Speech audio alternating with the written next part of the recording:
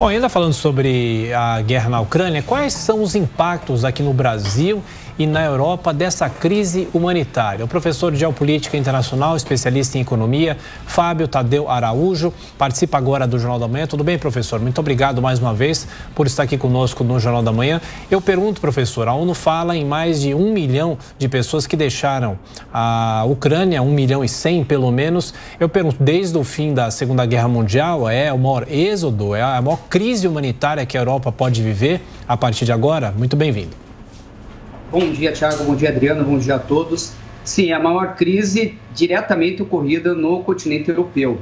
A gente não pode esquecer que, em termos de crise humanitária e de refugiados, a crise que veio com a Primavera Árabe, em especial os refugiados da Síria e da Líbia, foram num volume muito maior e com consequências provavelmente mais graves do que nós veremos agora na Ucrânia.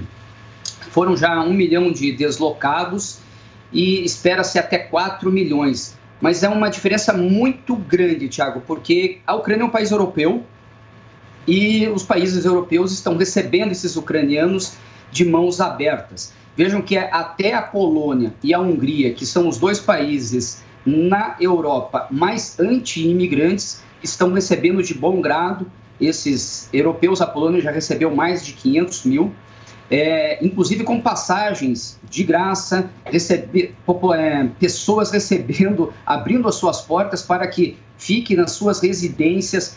A Alemanha já está criando mais de 100 mil leitos em ginásios para receber gratuitamente essa população e sem burocracia. Não significa que não seja dolorido, que haja um custo alto. Estima-se que nesse primeiro momento já é mais de 1 bilhão e 100 milhões de euros, mas ela tende a ser menos crítica do que foi a crise dos refugiados sírios e líbios. Difícil, hein, professor? O senhor acredita que a maioria dessas pessoas que deixam a Ucrânia, que ainda vão deixar, vai voltar para o país depois? Isso vai depender de como o país vai ficar, sob qual comando? De qualquer forma, uma Ucrânia pós-guerra vai ser um país muito mais pobre?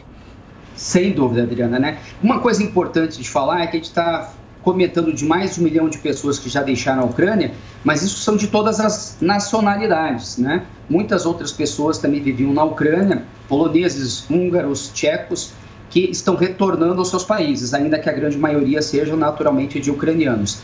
A grande dúvida é a extensão dessa guerra. Quanto mais ela se estender e quanto mais a infraestrutura do país estiver destruída, maior é a dificuldade dessas pessoas retornarem, porque o nível de emprego será muito menor, o nível de dinheiro circulando na economia será muito menor, o que significa que as oportunidades naturalmente serão mais frágeis. Tem uma outra questão também que conta, não apenas o que estiver, a situação econômica e política que estiver a Ucrânia após o armistício, o provável armistício que em algum momento chegará, dependerá também se essas pessoas continuarão podendo residir como refugiados nos países que as estão acolhendo nesse momento. Ou seja, a pessoa que saiu da Ucrânia para a Alemanha poderá ficar lá, pedir asilo? Esse é um outro lado da equação que ainda não está muito claro, porque ainda não começou a ser debatido. Professor, falando sobre a questão econômica, né, desse conflito, dessa guerra, o mundo tenta asfixiar a Rússia e são restrições, sanções sem nenhum precedente praticamente na história recente do planeta. O senhor acha que o setor produtivo da Rússia vai se revoltar contra o próprio presidente? Ou seja, porque a situação é muito difícil, a população pode ter um empobrecimento com o dinheiro local tendo uma desvalorização também histórica. O que é possível esperar? Essa asfixia é necessária ou essa asfixia é suficiente para acabar com essa guerra? Não acredito que ela seja suficiente, né? É evidente que um conjunto de sanções era necessário de se estabelecer, afinal não é possível, dada a geopolítica do local, permitir com que a Rússia invada a Ucrânia sem nenhum tipo de sanção. Seria aceitar a situação, e isso não é minimamente possível. Agora, o nível dessas sanções que você muito bem comentou, Thiago, elas são jamais pensadas para nenhum outro país, na minha opinião, foram um pouco pragmáticos, né? Em geopolítica, não se pensa exclusivamente em certo e errado, em mocinhos e bandidos. A situação é um pouco mais cinzenta. e precisa ser analisado com mais frieza e pragmatismo, né? Até porque, pelo conjunto delas, nós não temos como ter certeza de qual será o impacto, não apenas na economia russa, porque você comentou agora da economia russa, mas o especialista há pouco comentou sobre o preço do trigo. E a Adriana falou, né, o pãozinho que o brasileiro tanto gosta. Já aumentou cerca de 30% o preço do trigo no mundo, a Rússia exporta cerca de 30% do trigo do mundo. A Primavera Árabe, que começou há 10 anos atrás, ela começou basicamente por uma explosão de preços do trigo russo, que foi a maior seca em 200 anos naquela época, e preços crescentes de energia, de combustível, exatamente o que nós estamos tendo nesse momento. A gente está conversando aqui no Jornal da Manhã com o professor de Geopolítica Internacional, especialista em economia, Fábio Tadeu Araújo. Professor, há pouco o Tiago comentava com você sobre sanções, não é?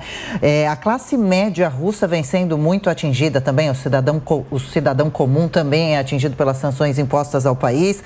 Tem a desvalorização incrível do rublo, a moeda do país, o setor de finanças sofreu sanções, transportes, viagens, cultura, esportes. As pessoas na Rússia já fazem filas em caixas eletrônicos. Como é essa vida do russo também, que começa a ser drasticamente modificada a partir de então?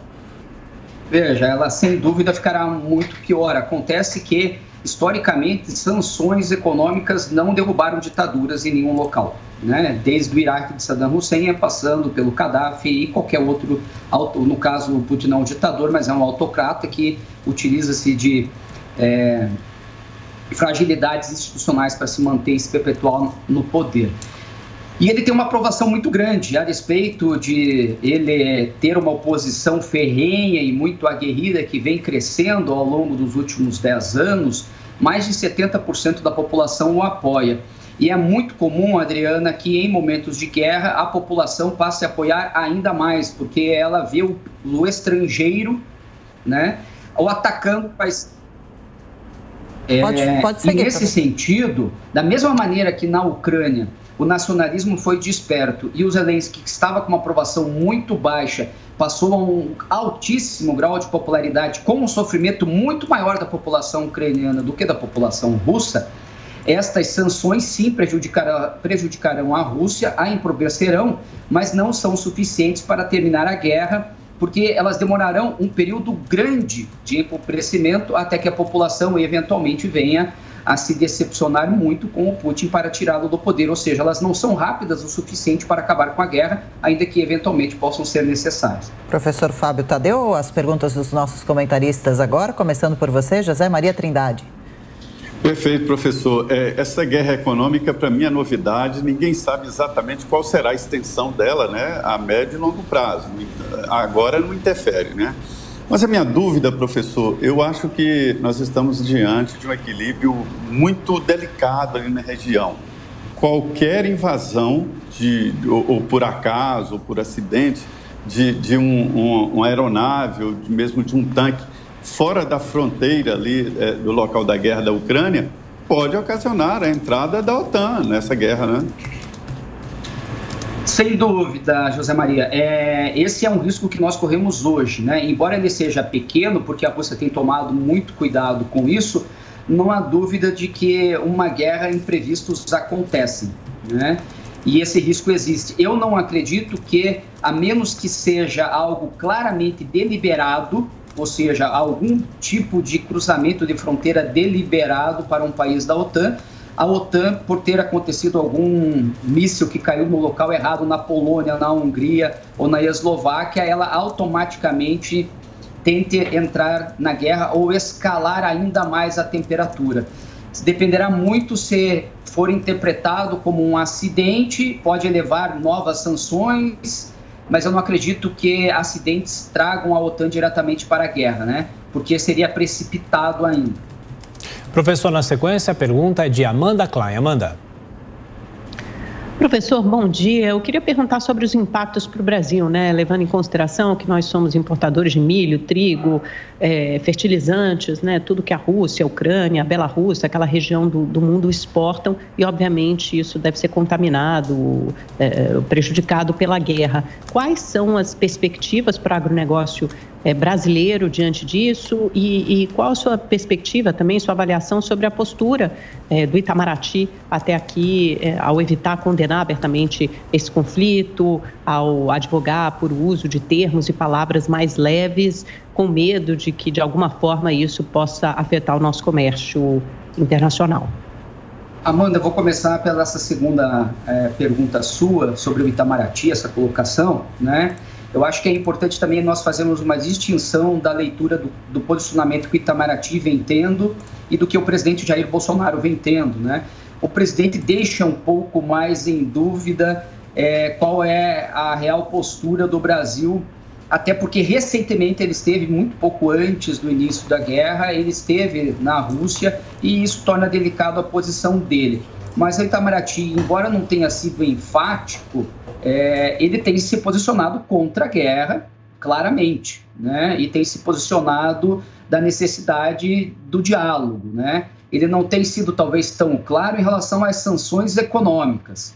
E neste ponto eu acho que ele está correto, porque acredito que houve uma pressa muito grande do Ocidente de escalar dia após dia as sanções, né? Então era natural que, iniciada a guerra, iniciam-se sanções.